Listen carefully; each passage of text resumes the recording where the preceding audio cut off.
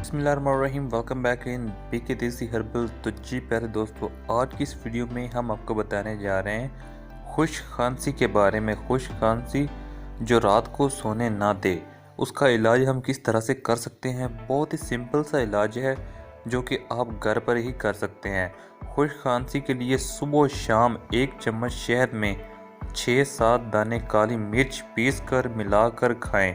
इंशाल्लाह खांसी में सुकून मिलेगा और चंद दिन के इस्तेमाल से खांसी ख़त्म हो जाएगी। तो जी प्यारे दोस्तों, उम्मीद करता हूँ कि आपको हमारी ये छोटी सी वीडियो पसंद आई होगी। अगर पसंद आई हो तो बराए मेहरबानी हमारा चैनल पीके देसी हर्बल सब्सक्राइब करना ना भूलिएगा। अल्लाह हाफिज़।